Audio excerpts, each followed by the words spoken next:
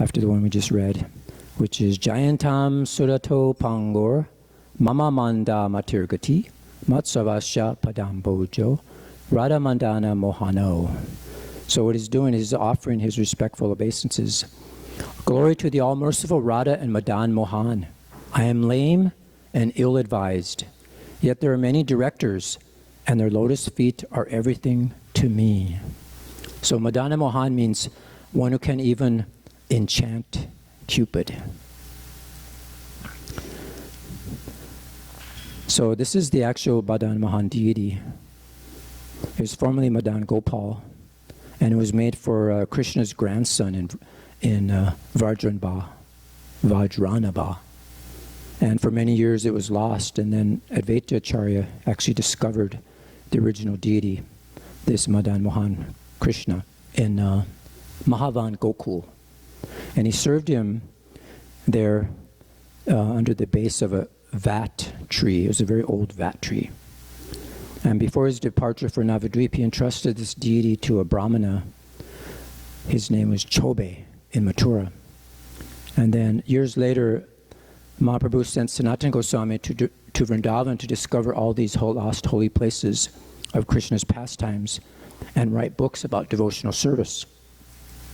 And then that's where Advaita Acharya performed his bhajan there at this Advaita Vat. It's a base of the hill there. So one time Sanatan, he used to beg nearby Mathura, and one day he came to the doors of a Brahmana, this Brahmana Chuba, and he saw the Brahmana's children playing with the deity as if Madan Mohan was one of them. And then horrified, Sanatan chastised Chobya and taught him proper ways of deity worship. So both Sanatan and the Brahman had a dream that night, and Madan Mohan appeared to Sanatan and told him that he liked to be treated as one of the Brahmana's children. And since Sanatan introduced so many rules, he didn't like it anymore.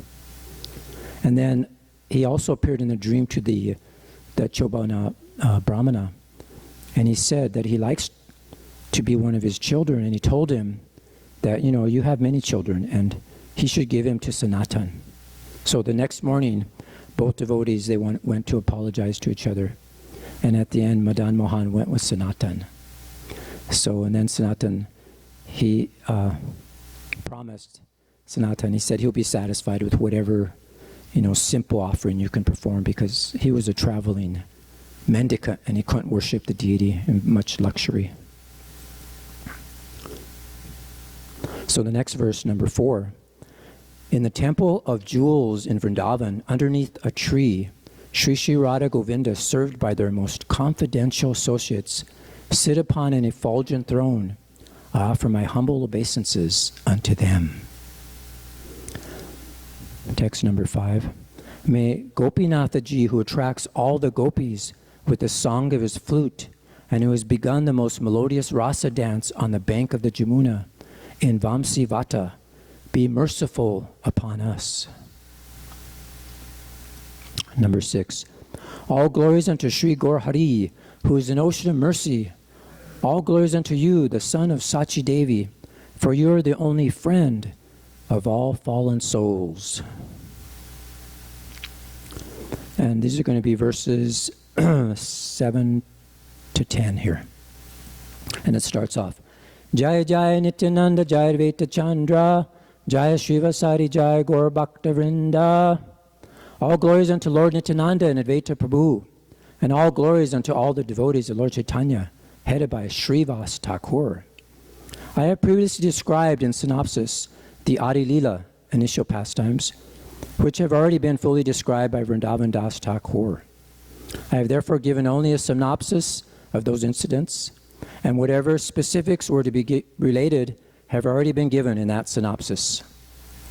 To describe the unlimited pastimes of Sri Chaitanya Mahaprabhu is not possible, but I now wish to relate the chief incidents and give a synopsis of those pastimes occurring at the end. So this is, we're going to go to verses 24 to 30. And this is Lord Sri Chaitanya Mahaprabhu. He sent Nityananda Prabhu from Jagannath Puri to Bengal, which is known as Gaudadesh. And Lord Nityananda Prabhu overflooded that country with the transcendental loving service of the Lord.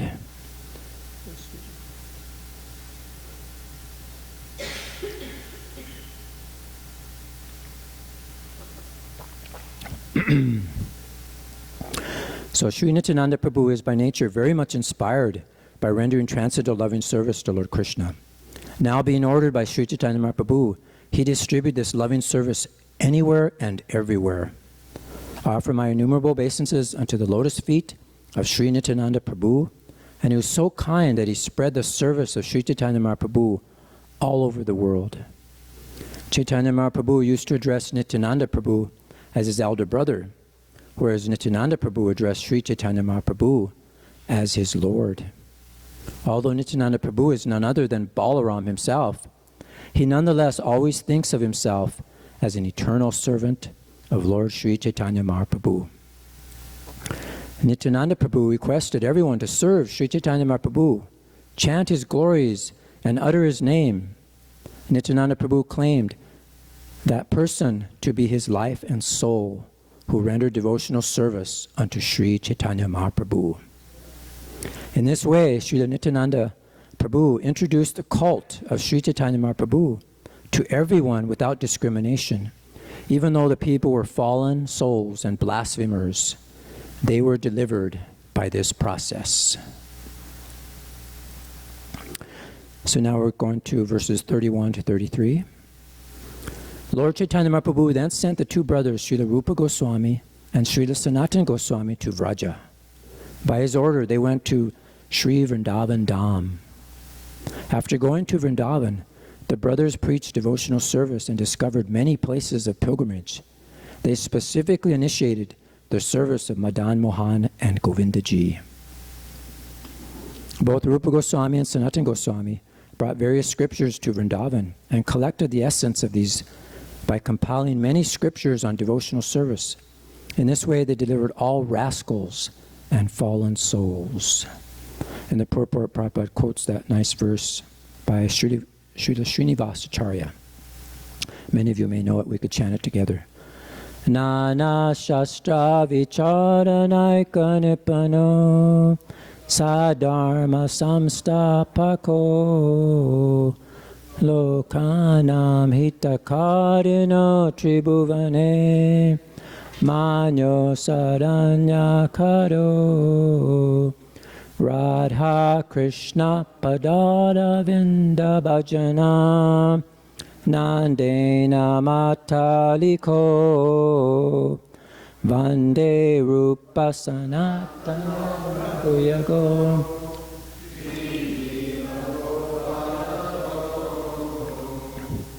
So the six Goswamis, under the direction of Srila Rupa Goswami and Srila Sanatana Goswami, studied various Vedic literatures and picked up the essence of them, the devotional service of the Lord.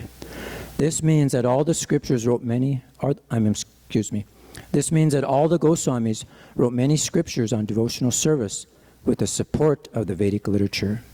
Devotional service is not a sentimental activity. The essence of Vedic knowledge is devotional service, as confirmed in the Bhagavad Gita. Vedascha sarva aham eva vedyo. All the Vedic literature's aims at understanding Krishna and how to understand Krishna through devotional service has been explained by Srila Rupa Goswami and Srila Sanatana Goswamis, with evidence from all Vedic literatures. They have put it so nicely that even a rascal or first-class fool can be delivered by devotional service under the guidance of the Goswamis. So we're going to continue text 34 to 45 and talks about the Goswamis. So the Goswamis carried out the preaching work of devotional service on the basis of an analytical study of all confidential Vedic literatures. This was in compliance with the order of Sri Chaitanya Mahaprabhu. Thus, one can understand the most confidential devotional service of Vrindavan. So I'm going to read just a small paragraph from the purport. Sri Prabhupada writes here, the Prakrita Sahajas do not realize that they are violating the orders of Sri Chaitanya Mahaprabhu, who specifically said that to understand Vrindavan and the pastimes of Vrindavan, one must have sufficient knowledge of the Shastras as stated in Srimad Bhagavatam 1.2.12, Bhaktya Shrutta Grihitaya. This means that devotional service is acquired from Vedic knowledge. Tat Tradadanayo Munayo. Devotees who are actually serious attain bhakti, scientific devotional service, by hearing Vedic literatures. Bhaktya Shrutta Grihitaya. So text 35. Some of the books compiled by Srila Sanatana Goswami were the Hari Bhakti Vilas, Brihad Bhagavatamrita, Dasama Tipani, and Dasama Charita. We have already given the names of 4 books compiled by Sanatana Goswami. Similarly, Srila Rupa Goswami has also compiled many books which no one can even count. I shall therefore enumerate the chief books compiled by Srila Rupa Goswami. He has described the pastimes in Vrindavan in 100,000 verses. The books compiled by Sri Rupa Goswami include the Bhakti Rasamrita Sindhu, Vidagdha Madhava, Ujjvala Nilamani, and Lalita Madhava. Sri Rupa Goswami also compiled the Danakeli Komudi, Stavavali, Lila Chanda, Pajavali, Govinda Virudavali, Mathurya Mahatma, and Nataka Varnana. So these are all nice books. Who can count the rest of the books headed by the Lagu Bhagavatamrita, written by Srila Rupa Goswami? He has described the pastimes of Vrindavan in all of them. Sri Rupa Goswami's nephew, Srila Jiva Goswami, has compiled so many books on devotional service that there is no counting them. In Sri Bhagavata Sundarbha, Srila Jiva Goswami has written conclusively about the ultimate end of devotional service. The most famous and formidable transcendental literature is the book named Gopala Champu. In this book, the eternal pastimes of the Lord are established, and the transcendental mallows enjoyed in Vrindavan are completely described. Thus, Srila Rupa Goswami, Sanatana Goswami, and their nephew Srila Jiva Goswami, as well as practically all their family members, lived in Vrindavan and published important books on devotional service. So this is still going on, publishing books on devotional service. So I thought that was very important. So now we'll go to text 46 to 59. So the first year after Sri Chaitanya Mahaprabhu accepted the renounced order of life, all the devotees headed by Sri Advaita Prabhu went to see the Lord at Jagannath Puri. After attending the Rath Yatra ceremony at Jagannath Puri, all the devotees remained there for 4 months, greatly enjoying the company of Sri Chaitanya Mahaprabhu by performing kirtan, chanting and dancing. At the time of departure, the Lord requested all the devotees, please come here every year to see the Rath Yatra festival, Lord Jagannath's journey to the Gundicha temple. Following the order of Sri Chaitanya Mahaprabhu, all the devotees used to visit Lord Chaitanya Mahaprabhu every year. They would see the Gundicha festival at Jagannath Puri and then return home after 4 months. For 20 consecutive years, this meeting took place. And the situation became so intense that the Lord and the devotees could not be happy without meeting one another. The last 12 years were simply devoted to relishing the pastimes of Krishna and the separation within the heart of the Lord. In the attitude of separation, Lord Chaitanya Mahaprabhu appeared mad both day and night. Sometimes he laughed and sometimes he cried. Sometimes he danced and sometimes he chanted in great sorrow. At those times, Sri Chaitanya Mahaprabhu would visit Lord Jagannath. Then his feelings exactly corresponded to those of the gopis when they saw Krishna at Kurukshetra after long separation. Krishna had come to Kurukshetra with his brother and sister to visit. When Chaitanya Mahaprabhu used to dance before the car during the festival, he always sang the following 2 lines. I have gotten that Lord of my life, for whom I was burning in the fire of lusty desires. Then Chaitanya Mahaprabhu used to sing this song, Seta Prana Nata, especially during the latter part of the day, and he would think, let me take Krishna and go back to Vrindavan, this ecstasy always filling my heart. In that ecstasy, Sri Chaitanya Mahaprabhu recited a verse when dancing in front of Lord Jagannath. Almost no one could understand the meaning of that verse. So this is the verse that was referred to in the summary. That very personality who stole away my heart during my youth is now again my master. These are the same moonlit nights of the month of Chaitra. The same fragrance of malati flowers is there. And the same sweet breezes are blowing from the Kandamba forest. In our intimate relationship, I am also the same lover, yet still my mind is not happy here. I am eager to go back to that place on the bank of the Reva, under the Vetasa tree. That is my desire. This verse appears to be the hankering between some ordinary boy and girl, but is actually deep meaning, was known only to Swarup Damodar. By chance, one year Rupa Goswami was also present there. So this is verses 60 to 66. And this is about that verse that Rupa Goswami wrote, understanding this verse that Lord Chaitanya just mentioned. Although the meaning of the verse was known only to Swarup Damodar, Rupa Goswami, after hearing it from Chaitanya Mahaprabhu, immediately composed another verse that described the meaning of the original verse.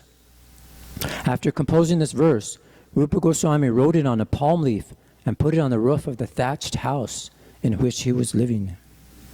After composing this verse and putting it on the roof of his house, Srila Rupa Goswami went to bathe in the sea.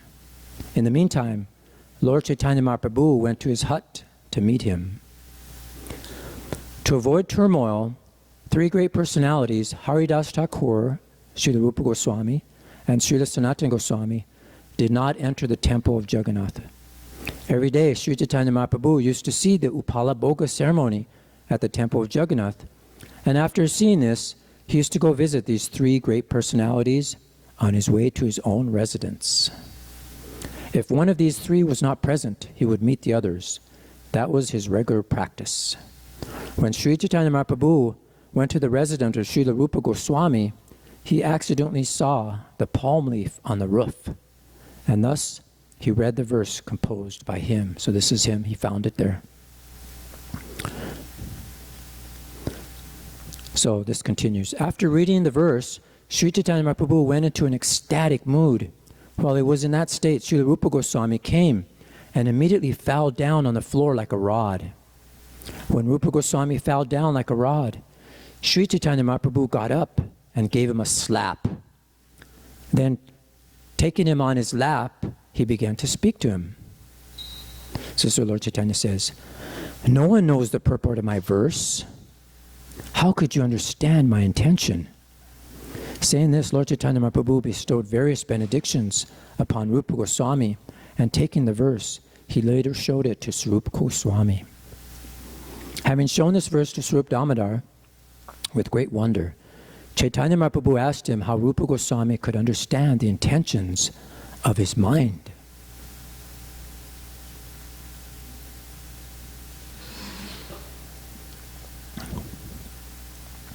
Swarup Damodar Goswami replied, "The Lord Chaitanya Mahaprabhu," to Lord Chaitanya Mahaprabhu, "if Rupa Goswami can understand your mind and intentions, he must have your Lordship's special benediction."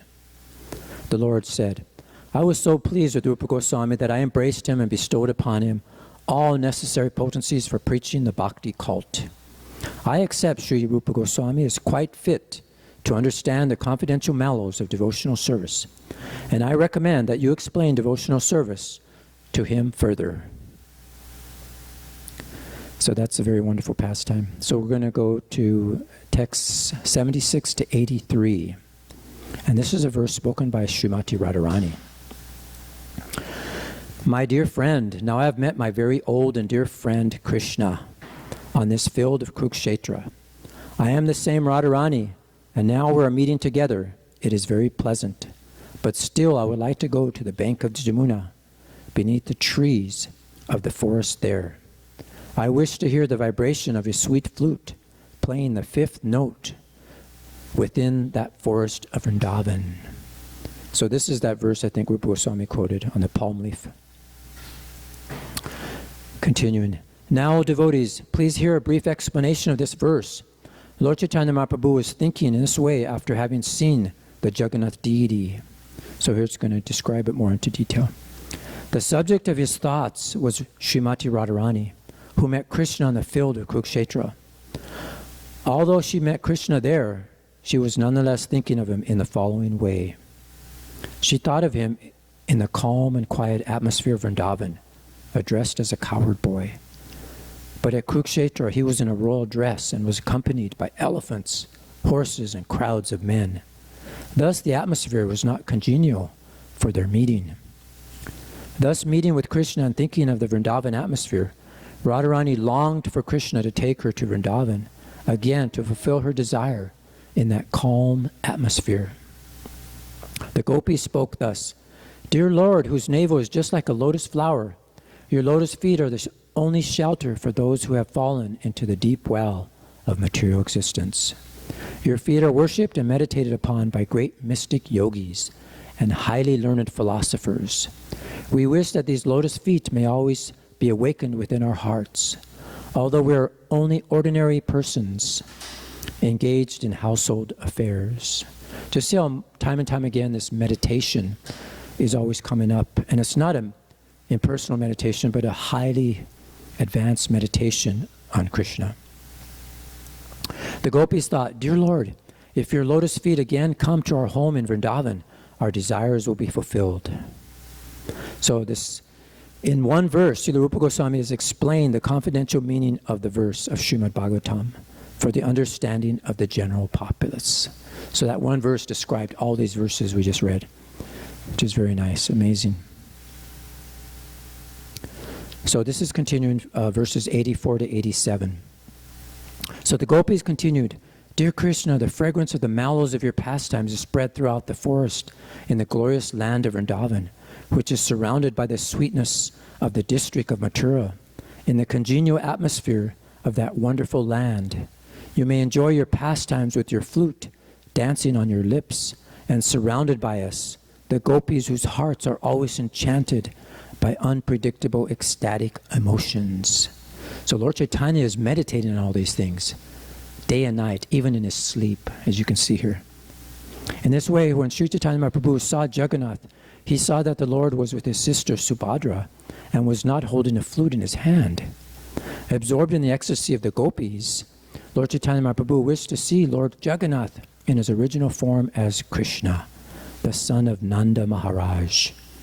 Standing in Vrindavan and appearing very beautiful, his body curved in 3 places, his desire to see that form was always increasing. Just as Srimati Radharani talked consistently with a bumblebee in the presence of Uddhava, Sri Chaitanya Mahaprabhu in his ecstasy talked crazily and inconsistently day and night. So this is Lord Chaitanya becoming mad. So now we're going to skip a little ahead. We'll come back to the meditation again, but actually we're getting into the meditation more deeper here. This is described in verses 155 to 167. So when there was this brahmachari, Sri Nrsingananda, he heard that Lord Chaitanya Mahaprabhu was going to Vrindavan, so he became very pleased and he mentally began decorating the way there. So this is what he did. He was mentally decorating a way for Lord Chaitanya to go on the path. And it's described here. So we're going to describe it here. It starts with text 156. First, Nrsingananda Brahmachari contemplated a broad road starting from the city of Kulia. He bedecked the road with jewels, upon which he then laid a bed of stemless flowers. He mentally decorated both sides of the road with bakula flower trees, and at intervals on both sides he placed lakes of a transcendental nature. These lakes had bathing places constructed with jewels, and they were filled with blossoming lotus flowers. There were various birds chirping, and the water was exactly like nectar. The entire road was surcharged with many cool breezes, which carried the fragrances from various flowers. He carried the construction of this road as far as Kanai Natasala. Within the mind of Nrsingananda Brahmachari, the road could not be constructed beyond Kanana Natasala. He could not understand why the road's construction could not be completed, and thus he was astonished. With great assurance, he then told the devotees that Lord Chaitanya would not go to Vrindavan at that time. So there's a nice purport Srila Prabhupada describes from that verse. And he talks a little bit about here. He says this Srila Nrsingananda Brahmacharya was a great devotee of Lord Chaitanya Mahaprabhu. Therefore, when he heard that from Kulia, Sri Chaitanya Mahaprabhu was going to Vrindavan, although he had no material wealth, he began to construct within his mind a very attractive path or road for Chaitanya Mahaprabhu to traverse. Some of the description of this path is given above, but even mentally he could not construct the road beyond Kanai Natasala. Therefore he concluded that Chaitanya Mahaprabhu would not go to Vrindavan at that time. So Prabhupada mentions here, excuse me? Oh, sorry about that. Let's do it.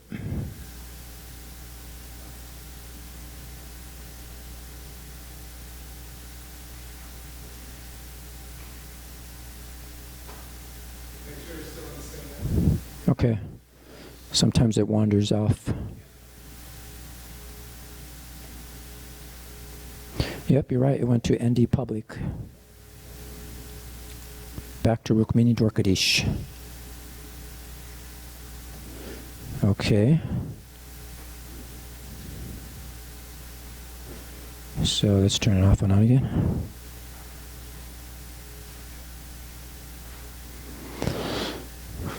Okay, we're back. There's a little intermediate interview here. Yeah, we need to go back.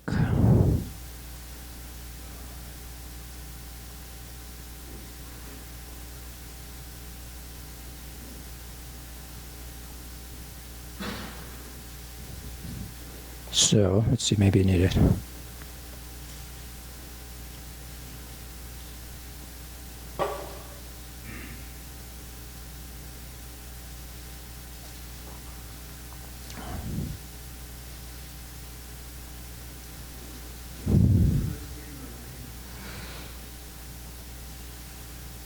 Try one more time.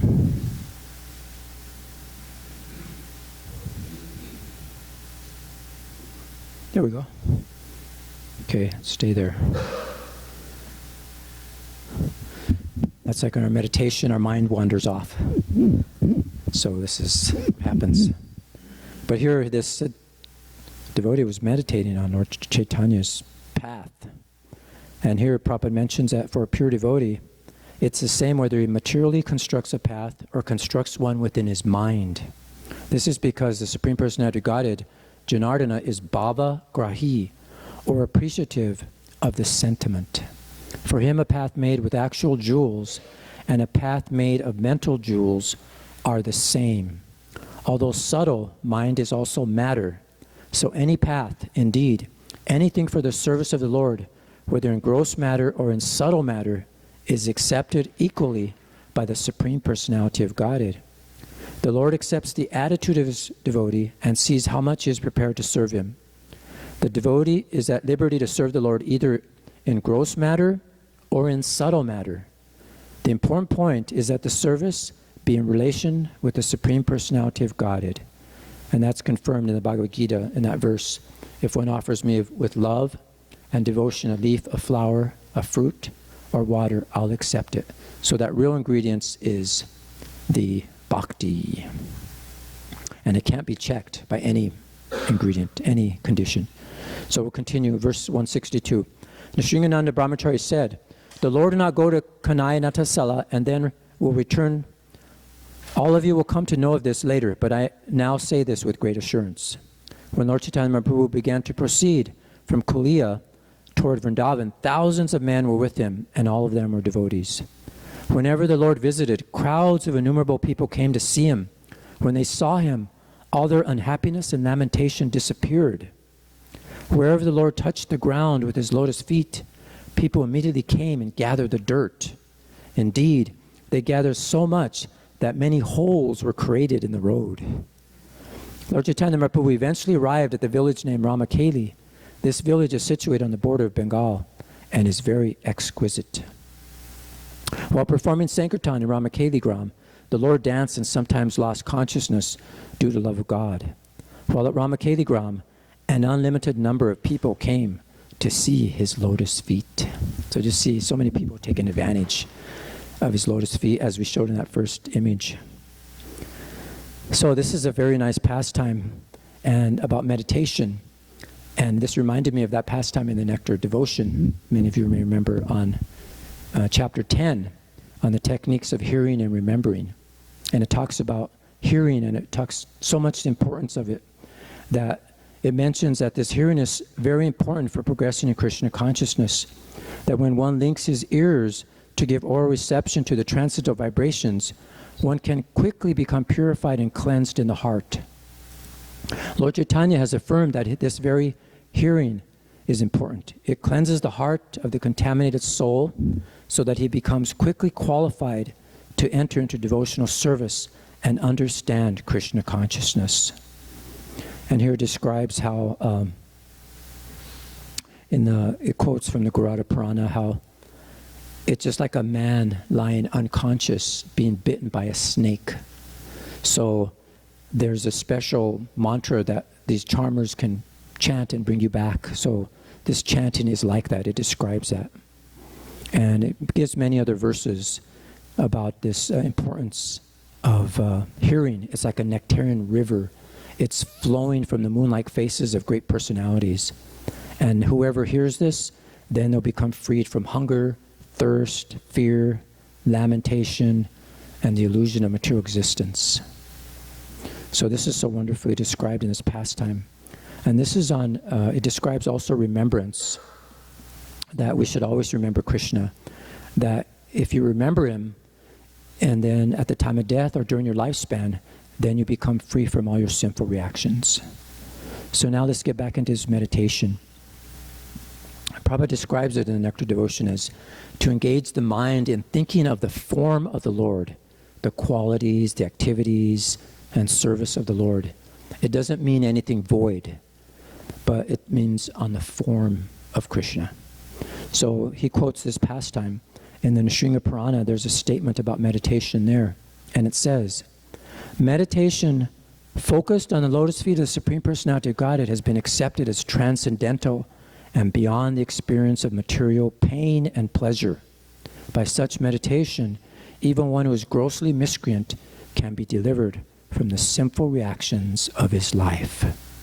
And then another quote, persons who are constantly engaged in Krishna consciousness and who remember the transcendental qualities of the Lord become free from all reactions to sinful activities.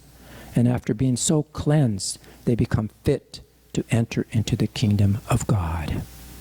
And this is where Lord Chaitanya came. He was experiencing this meditation, and he was giving us things to meditate on. So another quote, a person who is always engaged in meditation on the sweet pastimes of the wonderful activities of the Lord surely becomes free from all material contamination. So if we simply meditate on these devotional activities, we will achieve the desired result of seeing Krishna face to face. And then it goes into this story talking about this Brahmana who was very poor, but he used to very dedicatedly go and listen to these moon-like devotees about the pastimes of Krishna. And then one time he heard that you can actually offer devotional service to Krishna in the mind. So for many, many years he used to do this, and just like that brahmachari did in the Chaitanya Charitamrita, he would perform so many wonderful activities in his mind. And he would start off by doing this pranayama. I don't know if anybody tried to do pranayama before you chant your rounds. It actually helps a little. So Prabhupada mentions that this was known to everyone on how to fix the mind. So he would do pranayama, and then he would go into his meditation. And he would start doing this activities. And then one time, he was meditating by the river there, and he was cooking very nicely for the Lord, and he was offering sweet rice.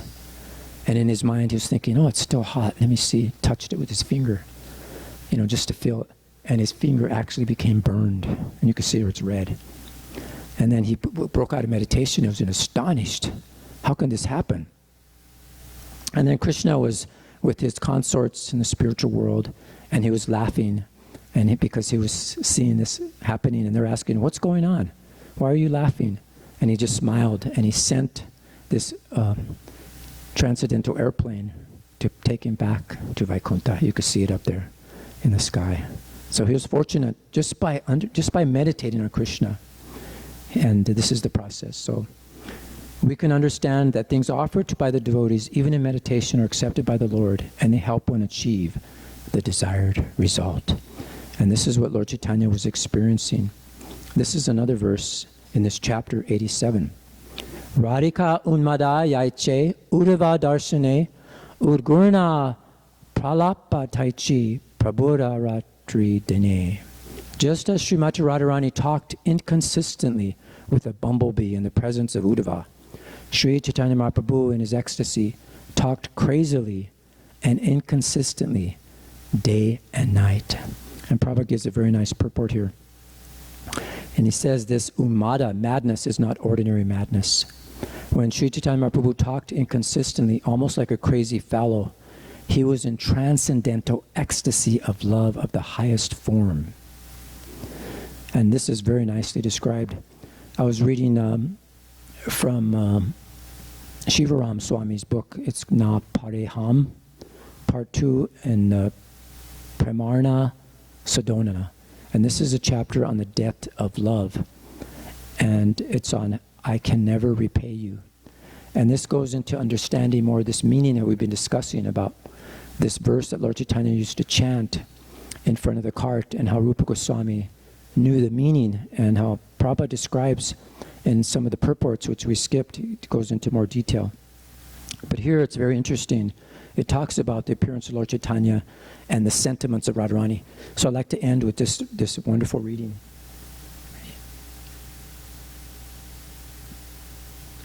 You will not be disappointed. Sri Radha was enchanted by her lover's extraordinary form, although nothing gave her senses greater pleasure than the sight, smell, touch, taste, and sound of his blackish form. This new golden Govinda was astonishingly attractive. She saw some golden form like that. After a few moments, Radhika tactfully re-entered the kunj, brushing aside the flowering vines like a daughter of the wind. Krishna, noting her footsteps, slowly opened his lotus eyes. When he beheld Radhika, Govinda was perplexed. His consciousness was so absorbed in her that he was completely convinced that he was Radha. Now, seeing her before him, he did not know who he was, or even whether he truly existed.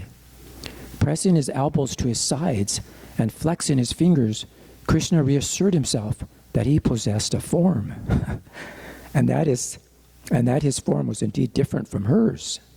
With a startling voice, half questioned, half statement, he said, "Radha, you are Radha?" Radhika thought it prudent to remain silent. She simply smiled and tilted her head graciously to one side. Meanwhile, with the poignant redawning of his identity, Sri Krishna's golden color faded into his blackish complexion returned. And along with his hue, Sri Krishna's personality as the spirited Cupid of Vrindavan was restored. Seeing him again as the son of Maharaj Nanda, Sri Radhika approached like a mystical doe and sat to his left upon the flower-covered platform. "Sundara," she said in a honey-streamed voice, "what a wonderful form I saw in you just now." Holding his hand, she asked, "How did you assume that golden complexion?" Sri Krishna replied, "O Radha, the magical influence of your name took possession of my heart and made me one with you. I felt like a gopi anticipating Sri Krishna's arrival. Absorbed in that mood, I happily wandered through the floral garden of your mirrored ecstasies, and when I entered the kunja, I brought back my outer consciousness." Sri Radhika declared, "You are transcendence personified. Nothing happens in Vraja's kingdom independent of your will. This golden form must be eternal and full of significance. Will you be kind enough to explain it to me?" Smiling at her astute discernment, Sri Krishna replied, "Devi, it is as you say. When I adopt the devotional treasures of your heart and cover my complexion with yours, I am known as Gauranga. This very confidential form, known only to high elevated sages, is concealed within the heart of the Vedas." Radha repeated the name, "Gauranga, Gauranga, Gauranga, with a cheerful laugh. What a wonderful name. How sweet it is, golden renaissance. When I chant Gauranga, I feel as if I am chanting your name. Not only my name, said Hari. When you chant Gauranga, you chant both our names. The syllable Gauranga are non-different from Radha Krishna. As there is no difference between the form of Gauranga and our combined forms, the two names are identical. So he's referring to a purport that Prabhupada talks about this, where Prabhupada's quoting Srila Bhaktivinoda Thakur, explained in the Gaura Gopal mantra. He said, worshippers of Sri Gaurasundara accept the four syllables Gauranga as the Gaura mantra, but pure worshippers of Radha and Krishna accept the four syllables of Radha Krishna as Gaura Gopal mantra. However, Vaishnavas consider Sri Chaitanya Mahaprabhu non-different from Radha Krishna. Sri Krishna Chaitanya, Radha Krishna, Nahi Anya. Therefore, one who chants the mantra Gauranga and one who chants the name of Radha and Krishna are on the same level. Radhika was so wonderstruck, her soft lips trembled in ecstasy. Now this even goes deeper. Krishna continued, in the age of Kali, wrapped in your complexion, immersed in your heart's mood, I will appear on the earth to distribute the treasure of Vraja Prema. This form of Gauranga freely distributes what no incarnation has given before, the ecstasy of our loving service. Oh, how wonderful, sang Radha cheerfully. How wonderful. As Gauranga, I will taste the sweetness, happiness, and greatness of your love. I will also taste the love of devotees within and without Vraja. By your grace, I will be supremely opulent with prema, and I shall distribute it freely among my associates, devotees, and non-devotees alike. Feeling a bit slighted, Radhika said, O Sundara, you are truly magnanimous, and this Gaura avatar. But tell me, by what means do you acquire my bhava to know the feelings within my heart? Sri Krishna smiled. Your holy name empowers me with all potencies. In that empowered state, I relish all the diverse moods of your love. Turning slightly with a gleam in his eye, Hari teasingly added, and of course, when you're not looking, I may enter your heart and plunder the jewel of its contents to my satisfaction. Her defiant nature incensed Radhika flared like a forest fire. She replied indignantly, Oh, is that so? And how will you steal the contents of my heart without permission? Have you acquired some special city by which you bring others under your control to rob their wealth? Radhika was enraged at the thought of her credulous heart could be plundered at any time by tricky Krishna. He was well versed in thievery. In childhood, he stole yogurt. In youth, he stole the gopis' clothes. Now he threatened to steal her heart. What was he not capable of stealing?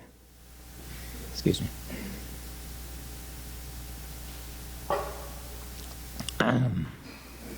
But if Radha were deprived of the wealth of her bhava, with what emotions would she love him? Determined not to submit, Radha scorched Sri Krishna with her glance. From his side, Govinda was convinced he had every right to fulfill his duty as the Yuga avatar. Kali Yuga had enough impediments of its own without Radhika contributing her reluctance. In any case, what was there to lament? Throughout the universe, his deity forms accepted offerings of food and then replaced the preparations for their pleasure of his devotees. In the same way, whatever he would take from her heart would remain as before. This was his inconceivable potency. As fate would have it, both Radha and Krishna were firmly fixed in their opinions on his borrowing her emotions. Thus a loving quarrel erupted, hearing which the birds, creepers, and trees were all delighted. Within the witty arguments, false innuendos and hidden symbolisms used by Radha Krishna, the confidential truths of Lord Gauranga's pastimes were revealed in the forest in Vrindavan.